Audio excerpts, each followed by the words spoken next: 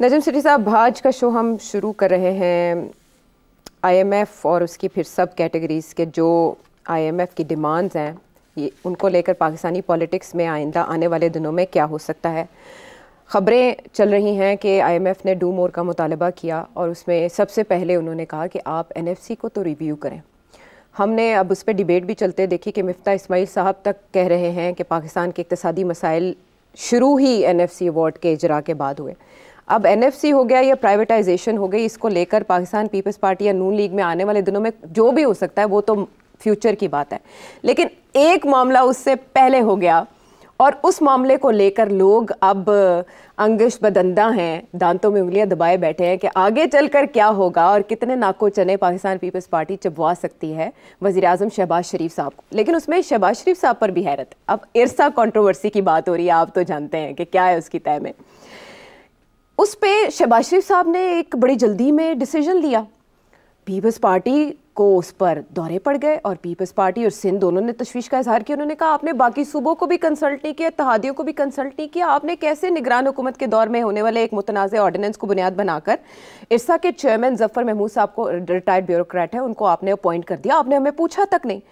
वो इस तकर्रुरी को गैर आइनी और गैर कानूनी करार देते हैं। लेकिन सवाल यहाँ सबके जहनों में है कि शहबाज शरीफ साहब जो इतनी बार वज़ीर आला पंजाब रहे, मुल्क के सबसे बड़े सूबे के वज़ीर आला रहे और वज़ीर आज़म भी रह चुके हैं, उनको नहीं पता था कि ये इक़दाम गैर आइनी या गैर कानूनी है?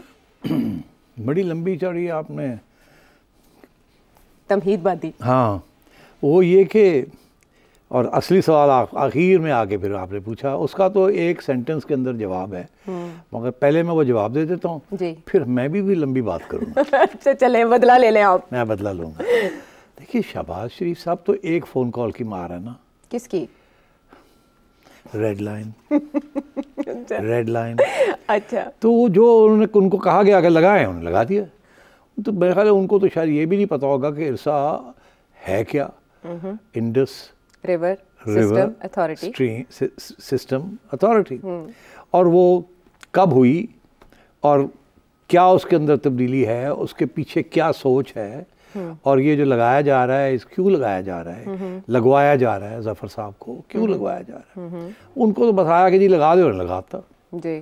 शहबाज साहब तो बड़े बिजी आदमी है ना, तो जब फ़ोन आता है वहाँ से तो वो ही डजंट कि जी क्यों कैसे, ना ना ना, ठा करके। अच्छा, तो आपके सवाल का जवाब तो मैंने दे दिया। अब आप आइए कि ये है क्या इरसा, ये है कौन साहब हैं, ये जफ़र महमूद साहब जी, किन्होंने ये फ़ोन किया और क्यों लगवाया और क्यों सॉरी करके शहबाज साहब पीछे हट गए। अब ऐसे ही है ना। बिल्कुल। तो लेट्स स्टार्ट फ्रॉम स्क्रैच जी। सबसे पहले तो ये है जी कि इरसा 1991 में जी, ये एक मियां नवाज शरीफ साहब ने एक अकॉर्ड करवाया था जी 1991 में और उसमें इरसा बना था for the distribution of water. ये एक अकॉर्ड बना था जिसके अंदर सारे प्रोविंसेस के, चारों प्रोविंसेस के रिप्रेजेंटेटिव्स थे और सबके पास इक्वल वेट थी। और उस वक्त से आज तक ये चलता आ रहा है on the distribution of water. ठीक, कोई इसमें इश्यूज़ नहीं बने। अभी रिसेंटली कुछ इश्यूज़ बनने शुरू हो गए और ये कहा गया फ्रॉम द इस्टेब्लिशमेंट कि देखिए ये जो डिस्ट्रीब्यूशन ऑफ वाटर है ना, ये अनसाइंटिफिक लेवल तरीके के साथ हो रही है, इसको कोई साइंटिफिक तरीका होना चाहिए। ये तो बैक ऑफ पीछे से ये जी इतने इधर क्यों सेक्स जाना है इतना, तो कोई टेलीमेट्री सिस्टम होना चाहिए, टेक्नोलॉजी लानी चाहिए, हमें पता भी हो कितना पानी आ रहा है, किधर जा रहा है, and so on and so. तो एक तो इसको रिफॉर्म की ज़रूरत है। दूसरा ये कि उन्होंने कहा कि एक इसमें ये 4 जो कमिश्नर्स हैं इनके ऊपर भी एक चेयरमैन होना चाहिए और वो चेयरमैन जो है वो एक अलग कमेटी बनाए ऑफ एक्सपर्ट्स और उसके रिकमेंडेशंस के ऊपर फिर ये जो आगे इक़दाम करने हैं वो किए जाएँ। और इस ऑर्डिनेंस के तहत उनका ख्याल था कि इसको एम्पावर किया जाए कि वो जो 4 लोग बैठे हुए हैं अगर उनको ओवरराइड करके एक expert committee led by the chairman of IRSA वो नए इक़दाम किए जाए, ठीक है, अमेंडमेंट्स की जाए in the distribution of water.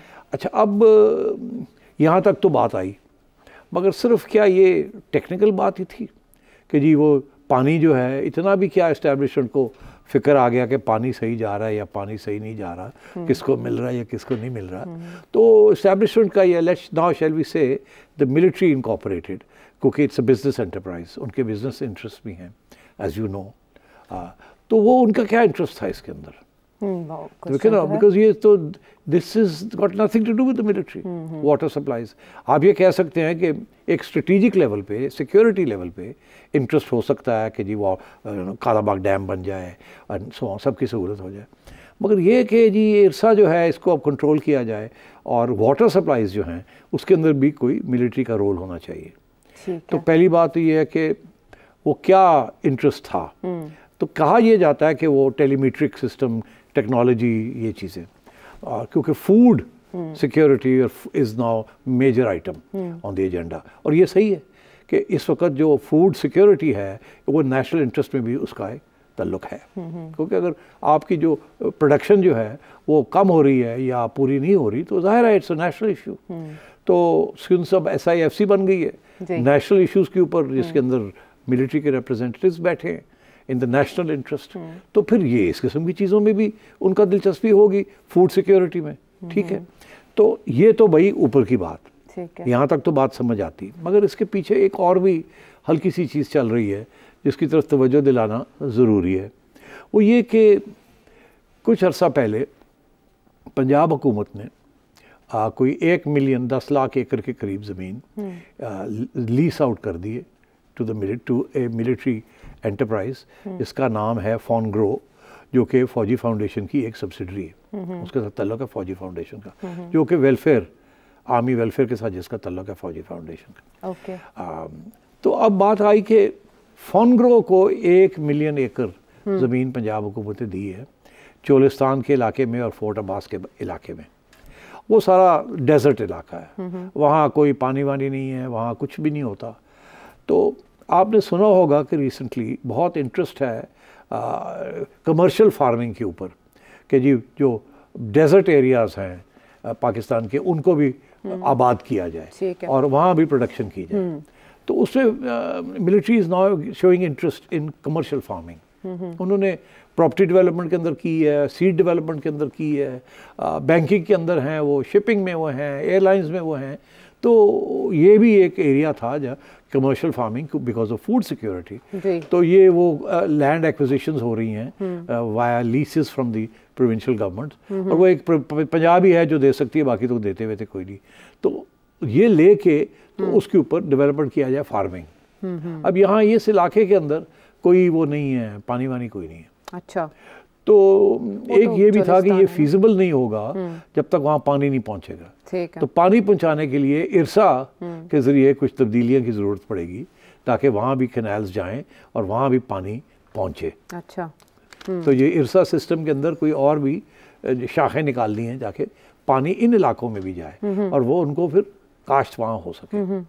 तो मैं ये समझता हूँ कि ये जो रिन्यूड इंटरेस्ट इरसा में आया है ये इसकी वजह से भी है कि उन्होंने ज़मीन ली है वहाँ 1 मिलियन एकर्स, जिसको उन्होंने आबाद करना है, वहाँ कमर्शियल फार्मिंग करनी है, एक्सपोर्ट करनी है आपकी, एंड सो ऑन। तो नेशनल इंटरेस्ट भी बनता है, मिलिट्री इंटरेस्ट भी बनता है, कमर्शियल इंटरेस्ट भी बनता है। पानी नहीं है तो इरसा से पानी लेना है, ठीक है, और वो पानी नहीं देंगे। जो करंट जो इरसा जिस तरीके से कॉन्स्टिट्यूटेड है वो पानी नहीं देंगे आपको, बिकॉज वो कहेंगे, ये सिंध वाले कहेंगे ये हमारा पानी है, ये इधर क्यों उधर जा रहा है, पंजाब में क्यों जा रहा है, ये तो हमारा पानी कम हो गया, उधर जाना शुरू हो गया। और देखो 1 मिलियन एकड़ कोई छोटी जगह तो नहीं है। और आज अगर ये हो जाता है तो कल को कहीं और फिर इसी सिस्टम में से और भी पानी लिया जा सकता है फॉर अदर कमर्शियल फार्मिंग।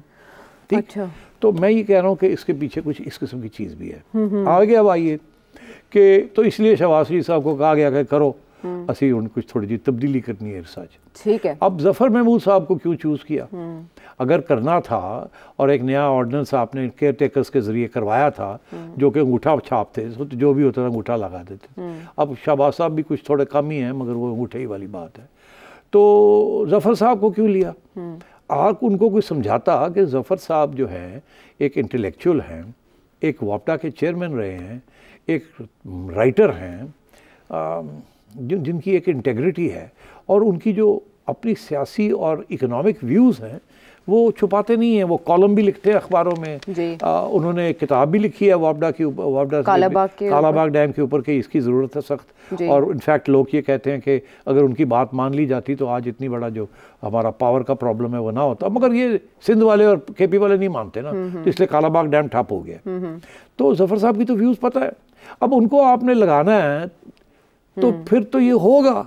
आप वहाँ आयशा को लगा देते जिसके बारे में कोई वापडा के बारे में और उन्होंने कोई कालाबाग डैम नहीं कहा, तो आयशा को अंगूठा लगवा लेंदे तुसी। जरूर तुसी जफर साहब ਨੂੰ ਵਿਚਾਰਿਆਂ ਨੂੰ ਕੱਢ ਕੇ ਲਿਆਣਾ ਸੀ और ਲਿਆ ਕੇ ਤੇ ਉਹਨਾਂ ਨੂੰ ਤੁਸੀਂ ਉੱਪਰ ਦੇ ਅੰਦਰ ਲਗਾਇਆ, ਪੁੱਛੇ ਬਗੈਰ लगा के तो फिर उसके बाद छुट्टी कराती है। कोई तरीका तो नहीं। लेकिन ये तरीका करने पे मजबूर शहबाज शरीफ साहब कैसे हो गए? और जब आपने कहा ये नेशनल इंटरेस्ट भी है, मिलिट्री इंटरेस्ट भी है, तो नेशनल इंटरेस्ट पे तो सब एक होते हैं ना। इस पे सवाल भी आया आतिफ साहब दादू से, उन्होंने ये पूछा था कि शहबाज शरीफ साहब क्या फैसले ले रहे हैं कि पहला फैसला ये एंटी सिंध हो गया, ये सिंध और फिर मुराद अली शाह, फिर आसिफ अली जरदारी साहब, क्या उनको नहीं पता ये नेशनल इंटरेस्ट है?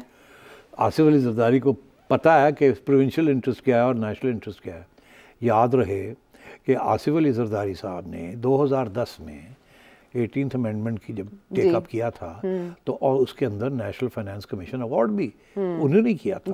47.5% of federal revenues, tax revenues जो थे, जो वो जाते थे प्रोविंसेस को, उससे कबल उन्होंने वहाँ उसको 57.5% पे ले आए, बढ़ा दिया। हुकूमत भी उनकी थी, प्रेसिडेंट भी वो थे, तो उन्होंने बंदे साथ लिए और जनाब करके NFC अवार्ड अमेंड कर दी कॉन्स्टिट्यूशन। अब तकलीफ ये हो रही है कि उस वक्त तो इतनी शॉर्टेज नहीं थी पैसों की, पैसे आ रहे थे, चल रहा था मामला, तो लोगों ने कहा कर दो। पंजाब ने भी कहा यार सानू भी मिल जाएंगे, अल्लाह खैर सल्ला। तो अब सूरत हाल ये है कि पैसे नहीं रहे गवर्नमेंट के पास, दाने मुक गए हैं। जिससे दाने मुक गए हैं तो सबसे पहले तकलीफ तो होती है फौज को, उनके बजट्स चाहिए, उनको अपनी नेशनल सिक्योरिटी के लिए अपने बजट चाहिए। हर साल 10 से 15-20% वो इंक्रीज होता है, कुछ सामने आता है, कुछ इधर से आ जाता है, कुछ इधर से आ जाता है, तो वो अब कहाँ से आएंगे पैसे? ठीक। तो ये हर जगह पे कटौतियाँ लग रही हैं जी, और वो इसलिए लग रही हैं बिकॉज फेडरल गवर्नमेंट ने प्रोविंसेस को ज़्यादा पैसे दे दिए।